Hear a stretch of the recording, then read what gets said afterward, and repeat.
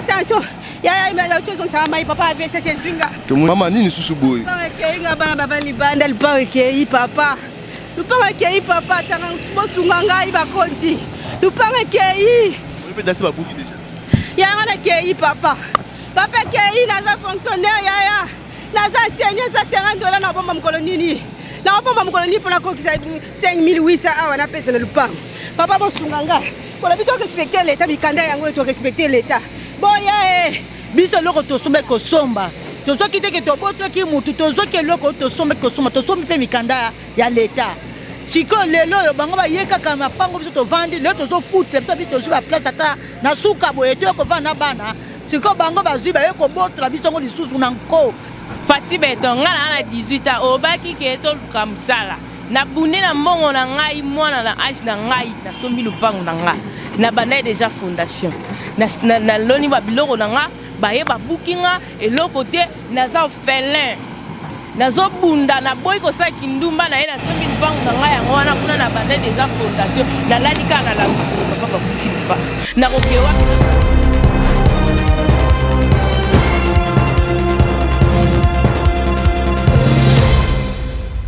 Mbote na balandi nyonso ya Faston Télévision, merci na bino nyonso bondima ko s'abonner na chaîne na bino. Alors lelo toza awa na commune ya Mongafula, précisément na quartier Mitendi D. Pa wapi bandeko babeti mbela balobi ke non bandeko so ya presse bokita boya kotala mambo ozoleka awa. Alors to kiti sur le terrain, to ebité mais quand même bino bozo mona ke espace sonné tozali na arrière plan na ngai bazo buka ba place bo moni ndenge ba chumoli bon to ebité. Qu'est-ce qui se passe awa na kati ya Mongafula na Mitendi D? Alors TVza radio te bandeko o ba bengi biso bato ba do ba bitan o ba vandi na quartier oyo ba kolo mabele o ne ba bengi biso to ya pour que to so na bon to eba problème oyo za ko se passer awa na Mongafula. Alors bandeko na si bomo na sima na ngai ba imboka bandeko na biso baza na sima. Alors to poussa na pembe na bango to luka to yeba problème oyo ezo passer awa na Mongafula de. Papa, bonjour. Ah, bonjour, papa journaliste. Boni. Ah, tozali moi malam. Nenga kozomo na biso awa. Ok, ota la caméra où se présenter kombo nani ozanani. Nga kombo nanga monsieur Josué Mupemba, naza un des habitants ba kolo mabele ya quartier oyo tozali na Mitendi na localité Nkai. Ok, merci. Papa, tu vandi bobo bengi biso do imbangu donc to kiti rapide to ebité problème ezoleka awa na kati bien na bino. Bon, problème ezoleka awa, mabele oyo eza une concession kombo nango Mopondo. C'est une concession qui est cadastrée depuis ba mvula ebele. Donc yebani eza mabele te que non expolié te. Donc eza mabele ezali na kati ya ba norme, to somba mabele na biso na norme, to zwa mikanda normal na maboko ya l'état. To lamuki to komaki vendredi parce que le lot toza lundi, vendredi la semaine passée. Tomoni ba chinois baé na ba agent na bango baé bisi bango ba tia ba limite parce que bazo tia rocade ya ngambo yo fe bima kimwenza to ekende njili brasserie fe lekela awa na mapango na biso. Bon ba tia ngo vendredi après dimanche na tongo baé ba bandi ko buka ba koti na mapango ba tout ba buki ba fondation. Zela en tout cas on a posé une explication de la claire donc to kene bina molo pour ba imboka ba konzo ba na biso ba comprendre. Bo vandi karabo sibitima bae sans convocation sans batinda nini ya ko provenir bino bae karambala moko pe na tanini o bango bae ki bakutena bino après aller bae ko buka directement ba komi vendredi ba solo lina mutute ba tie kaka ba limite na bango na mapango na biso bango moko bon to mona ki batu ba tie ba limite to baza ba agent à l'état to moni bango mais ba solo lina mutute dimanche na tongo à 8h bazala ki awa babandi déjà ko buka donc sans ko contacter mutu sans ko tuna mutu toye ba voisin de ba bengi biso que boya a baza ko buka mapangu na bino. C'est ce qui a fait que toye ko kita to créer moi résistance ngamoko personnellement na kiti na mfuti place ba chinois ba tie base na bango bazo sala musala ya rocade na tozo kende vers mbudi na komi wana na tuni bango ba pesinga réponse que ba zui ba instruction et outil pas ba konze outil likolo. OK. Wana maloba ba ebisa ki biso nde lelo na tongo tozongi lisusu tolobi que non toza quand même na mboka ya mibeko. Soki biso ba toza lokola ba subalterne faut to respecter mibeko, il faut ba konzi ya likolo ba respecter mibeko. Mapango eza ya biso to somba ki na ba norme to expolier mabela l'état te. Ezate que non to ye ko tonga na mabelo l'état tika kate. Eza mabelo to na ba droit na biso. Soki l'état linga lekisa nzela ya utilité publique eza mabete. Mais a contacter ba kolo mapangu to solola na ye to za na ba droit na biso sima basala musala na bango. Mais oyo ya koya boye sa ko contacter ba to eza manque ya respect na population d'abord. Et puis eza ko violer ba droit na biso. C'est un peu ça. OK, en tout cas papa Tolandio bon bosinga na yo ezani pour namoni boza ebele donc c'est-à-dire batnyoso baza awa baza bakolo mapango eza alors pour na yo bosinga na ezani l'état sala nini par rapport ya maramone comme yo ça pour ça ba bukate to baya basola na bino to basala nini mikano ko expliquer biso bon omoni l'état avant na programme ya ko travailler pour na ko développer mboka voilà rocade o soki salami eza mabete ekozala malamu po na biso nyonso bambouteillage ko kita marambebele ko bonga baza na droit peut-être ya koya ko sala nzela mais ba respecter mibeko pourtant na biso ezali ba kota en contact na biso ba kolo mapangu ba respecter biso soki il faut ba indemniser biso ba droit na biso ba tongi banda kwa minene ko tala banda kwa ba étage ezali on ne peut pas tout perdre comme ça ba bengi biso to solo lina bango ba pesi biso ba droit na biso ezo revenir na auto perdre to koti kanzela ya l'état eleka mais on ne peut pas venir comme ça ko banda ko buka sans ko contacter batu je ne sais pas eza quel genre ya ba agissement c'est comme si baza ko considérer peuple autosalité. OK, merci. Et namoni boza moi ebele papa bonjour. Bonjour mon frère. Nini ngo bakisa par rapport ya mambo bon, camarade alobi presque maramonionso. Eloko eza droit bati karango bongote. Donc ndenge camarade alobi boye c'était hier où tu constata ki bato ba koti na kati ya mapango na biso et puis ba bandi ko sala misala sans que ba informer biso. Okay. Tango ye sika muto moni ke moi libanga eza moi brique eza moi ndako eza eloko liboso étape ya mobasala ka il faut contacter batouana contacter batouana au sololi na bango au talisi bango projet bozo sala et puis bo discuter na bango bo se mettre d'accord sur un point c'est alors que beaucoup évoluer parce que tout le monde a déjà ben ba avancer kuna biso neto ebisi bango bo stopper misala na bino sika wana bo avancer sika na biso ti ba continue bino il faut ba kuta na biso yambo bo continuer ba message parce que eza na banda ku bato bazo vanda so bo buki bato na ba kende wapi est-ce que ba mapango bo somo na voie normale bon toi na ba document awa ba document zali awa tout to somi na voie normale to sombi to za mikanda l'état yango to na awa to somi na voie normale eza espace moko ba expolier yango te so que za espace à l'état espace à l'état te donc to za ba responsable to sombi to za na ba document na biso awa donc c'est un peu ça et le retour regretter l'état azo bafoué ba droit ya population souci na biso makasi ezande yango wana eloko yambo senge basala bakuta na biso to solo na biso to discuter projet ya développement mboka biso to wana d'accord mais il faut ça le mettre dans l'ordre to revendre boto vandi bonda kuno babukaki là maintenant ça va créer des problèmes ça va créer vraiment des problèmes merci chef merci beaucoup papa bonjour ndeko na ngai nini okoko bakisa par rapport à Mambone comme Libino. Il pose un propriétaire, le pango est juste en face. Donc il pose le pango. Oui, on a le pango. Et là qu'on a regretté surtout, même le matériel de construction à Batou, pas respecté. Ce que pour ça nous avons un pandi zélo mutatia kiwana. Ce que vous pandi boy n'a pas indemnisé mutuana. À la place où il y avait d'autres personnes, à l'éga bananon na kotonga.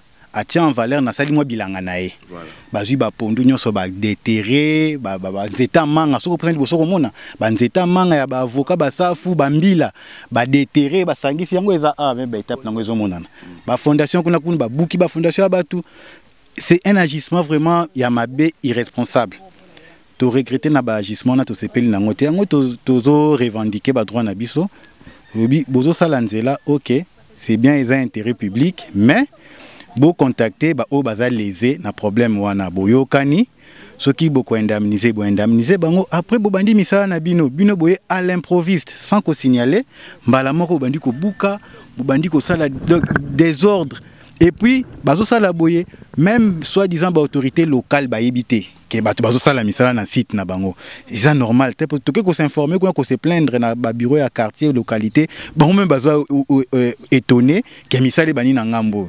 Donc on n'arrive pas à comprendre. N'est pas boye ba mi ko buka même pas bureau ya localité ba yebité que bango bazana ba yebité. Donc ba pesi bango autorisation te. Autorisation exacte. Oh, de bon peut ba okamora ni bazoka morning tout zoka moi. Yeah, misali bani na quartier. Donc mawakaka. Merci. En tout cas, merci beaucoup ba konzambo kana sibino muro bozolanda bandeko.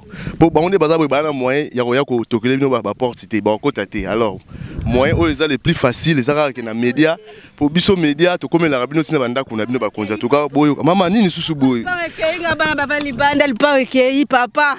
Lupanga kei papa tanga bosunga ngai bakonzi. Lupanga kei. Maman peut danser babuki déjà. Yanga na kei papa. Papa kei naza fonctionnaire yaya. Naza seigneur ça $50 na bomba mkolo nini. Na bomba mkolo nini pona ko kisa 5800 awa na pesa na lupanga. Papa bosunga ngai. Bola bito respecter l'état mikanda yango to respecter l'état. Boya bakonzi boya. Maman yo osenga nini pa ba konzamboka. Basa la justice na bango basa bakonzi baza honnête bango babito respecter bango to landa droiture na bango pe basunga biso lupango ebukani ya to sala mikanda na bango yango to sala mikanda baya ko sunga biso toza en ordre yango nazo la kisana bombi te attention ya to ça mai papa avait ses zinga to moni maman en tout cas maman ovandi kimia boye mama boye yo poza victime ya naza victime pe awa naza victime awa biso to vandi lobi babengi ke bazobuka biso bandako kaka pamba to ebite lokote to kika babengi biso boya bazobuka bino bandako to ya boye to tuna o maloba uti pa bakonzi ya likolo donc to bimi lokola bakizengi biso loko to sombe ko somba to zo kite ke to botre ki mutu to zo ke loko to sombe ko somba to sombi pe mikanda ya leta siko lelo bango ba yeka kama pango biso to vandi le to zo futre biso bi to zo ba place ata na suka boye to ko vana bana siko bango ba zui ba yeko botre biso ngo lisusu na nko ba yeko buka biso bandako bakonzi batala biso likambo po bango balobi ke euti mikolo maklobe euti likolo na bango balobi siko ke bakonde batindi bango baya babimisa biso to telengana biso zala makasi ya ko futra bandako te bandako lele komi ba $200 ba $300 ko luka to luki to so mabele ko to bango ko zongo na nko donc bakonzi botala la biso biso zala place ko vendre place au dépôt sombion c'est de combien des années banana ça sali 4 ans. Ok. 4 ans, ah ouais, c'est ça les 4 ans. 4 ans, vous vendez bino kimia. To vandi, to weke bako sala, nzela te weke bako bakisa moi prince kuna. Te weke bako comme tiba zo 45 mètres. Donc bazu banda prince zo 45 mètres donc ti na 3 mapangu. Donc prince côté ti na 3 mapangu. Ezaki te weke babeke le quoi prince ça ba fama prince. Ne te baki. Te bete ke bako zo ti ba 3 mapangu. Te baki bongoti. Ok, merci maman. Papa, maman. Ngai nazana 18 ans. Fati beto ngana na 18 ans obaki ke to luka msala. Na bunde na mbongo na ngai mwana na age na ngai na sombi lupangu na nga. Na banda déjà fondation. Na loni ba biloko na nga ba ye ba bukinga eloko te naza felin. Nazo bunda na boy ko sa kindumba na ye na sombi lupangu na ngai yango wana kuna na banda déjà fondation na lalika na lamuki boy papa babuki lupangu na koke wapi na koko na nga na bandeko na nga to kokende wapi papa mais apparemment ndeti cité déjà ba vandra déjà oui bato bazali déjà ba misusu yango wana botala kuna bato nyonso bazali biso nga déjà na bandaki déjà fondation no ndaku déjà kalate elinga kesila metal nde babuki ba ye eloko te babenga te eloko te même chef du quartier azoka makambo ezoleka awa boy mona guerre bino mokana biso mokana to bandi de guerre biso na biso sko tango bapaya sko ya bapaya to koloba nini na age na nga na bundi na ndenge na nga na sombi lupangu na age na nga to ze belete na kinyo yo mwana 18 ans mais sko babuki nyonso papa neti nga kutu atanda mba lupangu etikalité papa s'il te plaît nazali banda na koko na nga za awa tambolaka te moyena ya na awe zate na zumo to mbangu na ye na kofanda wapi na ofutela ndaku ya nanu ya pasi musala ngo kutu salaire à malonga te papa na ngai. Botali la biso likambo yo, botie la biso vraiment maele bozong c'est la biso ata moi ndambu to luka moye po toza libanda. Okay. Merci beaucoup. Merci maman. En tout cas, bandeko balandi, bino moko na siri bo botu kolanda bandeko. Ndenge nini ba betimbela epa ba konzamboka. Donc c'est-à-dire bango ba boité likanisi o mokonzamboka zui ke batonga nzela eza mabete mais quand même ba reconnaître bango ke ba sombaki mapango na bango. Donc oyo dans ma belle on se besoin mono ils ont ma pango ya bato abimisa mbongo na bango ba sombi donc l'état ko ka moko ya te maman aussi bitima boye abuka ba directement ma belle 5 AP ça bango ata moi 1 franc donc c'est-à-dire ba yaka bo soli na bato bo tel si bon ba limite au bino bo rejoa pour que et permettre bino bo salanzela alors ndenge bo rejoa na bango ils a le droit de débat bo sololi si c'est bon bo salanzela na bino mais ya ko vanda boye donc ndeti banyamande baza awa. Donc, dès que tu baza awa boyi directement bobuka. En tout cas, ce n'est pas bien. Tozonga, moi précision moi ya souka. Bongo toyeba. Chef, bonjour. Na moni opena en tout cas quand les gars. Tu bosses dans le moko. Bino posa bino izaka.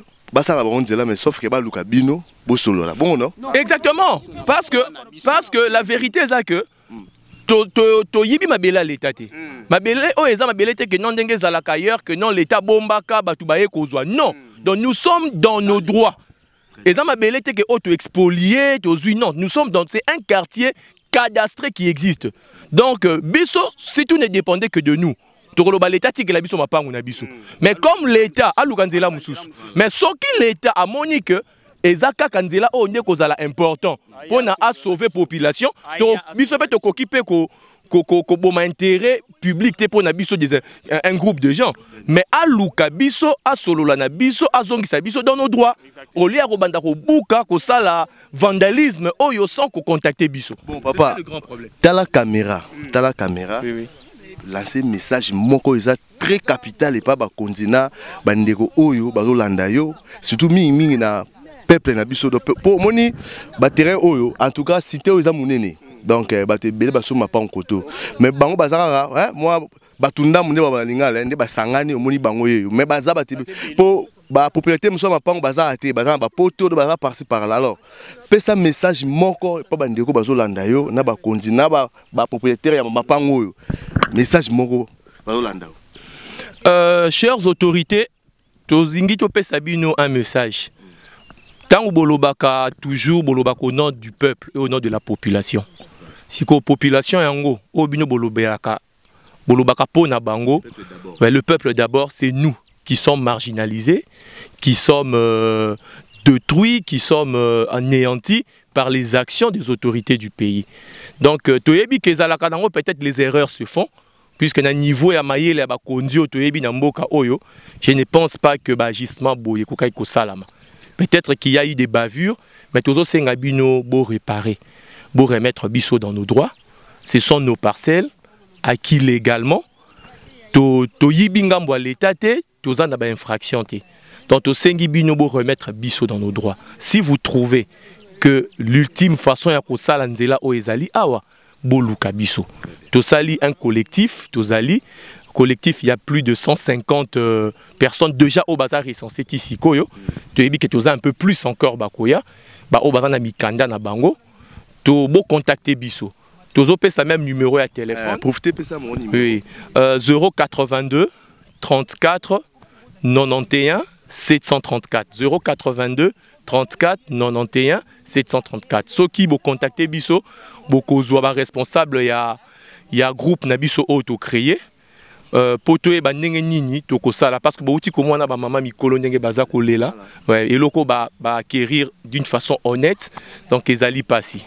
Merci beaucoup papa journaliste. En tout cas merci beaucoup chef coutumier donc mukolo mabele avec Nzonzi donc tout mon chef et moi ça c'est le terrain tu habites toujours après lever. Bonjour chef. Bonjour monsieur le journaliste. Chef en tout cas avec beaucoup de respect toujours à pied lever quand nous jouer à boto habiter qu'est-ce qui se passe dans mabele là? Bon, merci monsieur le journaliste. Qu'est-ce qui se passe? Bisogno soyebi que bakonzamboka mikano koyaki pona ko développer mboka na biso pona ba infrastructure mboka na biso eze sengo po batongela biso nzela moko munene kolongwa mbudi puis aéroport mpona biso bato tovanda na Mongafula quartier mitende ezopesa biso esengo mais basite mosusu eza cadastre eza loti baye mosusu batongi bandako na bango il faut quand même l'État a contacté bapropriétaire ya mapangu pourvu que changer bango babisika mosusu ou récompenser bango botala minene bandako ya boye tracteur ya sans avis sans quoi babuka omoni ke eza pena malamu te vous voyez poto yebi biso banso bakonzi badébloquaki enveloppe moko boye mpona mosala oyo bazosala puisque okotya tembe na leta te leta aza leta mais leta soki alobi ke nzela eleka na esika moko boye oui eza obligation nzela eleka mpona bénéfice ya baye nyonso. Il y a tout un chacun de Congolais, ils ont bénéficié à Bayenyoso, mais il faut quand même respecter là. Il y a Baye Oyo, Bache Mosolo Nabango, Nasser Mabeli, puisque Bazoua qui Mabeli Oyo et pas nanga chef coutumité, mais Bazoua qui Mabeli na cadastre pour Teresa Loti. Vous voyez, biso to pese Mabeli na l'État, l'État sikoyo a sali lotissement naie et puis place Oyo na ba cimetière ba cette nanga sali. Donc il faut me contacter état que grand chef coutumier, chef de groupement, il faut me contacter. Basala ndenge basali net na bambudi wana baye bamoni ngai bazu ba cimetière l'état azu charge na sima nganga na lakisi place chef tokati ote donc tindenge baye karamba mo même yo ba contacter ote non ba contacter ngati surpris kana naza informé te naza surpris ba population de la clamante publique nde moto bengi ngai po itena ya kotala maye oyo ezoleka aho je ne suis pas contre pona nzela mais eloko moko quand même il faut que connaître le peuple congolais oyo batongi bandako na bango tala ndako aboyi moto ayebi te baya kobuka ndako ne atongi yango anarchiquement te puisque ils ont déjà un plan cadastre, ils ont un numéro cadastral, ils ont un plan d'aménagement et urbanisme. Voilà, ben bloc nous soit il faut quand même tout d'abord contacter le propriétaire de Mapangu, on est na simanango, expert à l'état baye, basali expertise, yandako wana soki kutaki combien de par rapport bazongo sur bango ba musoro na bango yandako bayewana bakeko luka koto mususuti. Voilà, c'est un peu ça. Merci chef, en tout cas chef to Zorel Basuka bandeko bolanda biso chef azolanda yo chaîne oyo koma tsepa bakonzi etaki yo za chef oza mutamabele mukolo mabele wape mutambibeko message ni ko lancer pa bakonzi le Basuka o pesa pa bakonzi bolanda. Bon, message na ko pesa pa bakonzi ngana ko sepela makasi parce que nazali soso na date ngona mutu na ngai te mukolo to yambaki mukonzi mboka awa na mitende ngai moko mutu na yambaki tango ayako cha premier pierre ayako lancer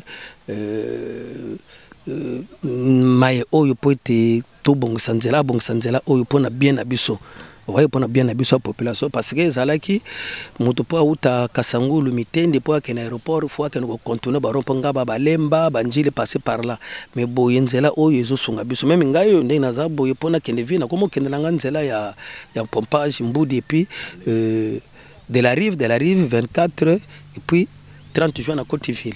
Voilà, c'est un peu ça. Ils ont pensé sur ce mais là, on a aussi pas bakonzi.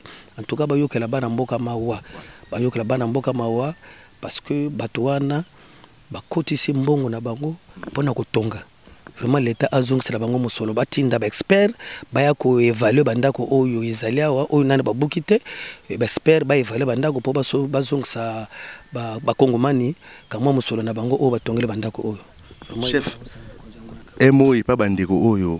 Basombi mabele na mabele na yo tozomona mama akoyi wana babwakele mai et donc émotionné pesa bango message moko ya encouragement ya bandeko oyo bazobanga tanto bakobuka bapete mapango na bango yo teke chef ya mabele meka ko motiver bango ata message moko esala bon message nako pesa na ba population oyo bazwa mabele kotoyo nazolo ba clairement bazwa ngo epana ngai te menga na pesa na l'état. L'État c'est quoi asala morcellement na ye apesa na bato wana bazana titre na bango lokola bino bato ba population nanga bozana titre na bino bozali émotionné te l'État azali l'État pe abosana ka bana na ye te parce que l'État aza tata na biso tozandi bana na ye mais tango l'État c'est quoi ya comprendre que sika mwana mboka muto atonga kindako tuka ba population nangai na encourager bino bozala na déception te l'État kozongela bino musolo muto oyo amoni ke abelaka attention en tout cas kokoma penza bisika oyo te parce que ça la peut passer vous voyez ce que moni que aux penza na réalité na raisonnement na des réactions moko malamu te c'est là quand même mabe puisque mutu atongi ndako ne par exemple il y a $10,000 oyebi $10,000 wandenga zwilango oyebi te tantôt a defaki yango e pa bato tantôt bakataki salaire ne sika salaka tantôt pour zongo sambongo wana epesaka penza mwa mobulu mais nazo senga na ba population ndenge bazo sala na niveau ya mbudi bazo zongo sala bato mbongo awa pe biso elike ezali bakonzi bakozongo sala ba population na ngai mbongo merci. Okay, merci chef.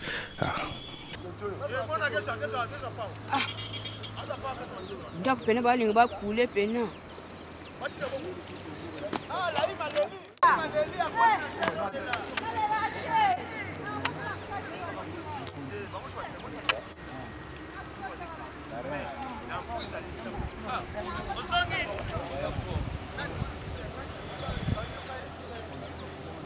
Après, donc, ma boucle est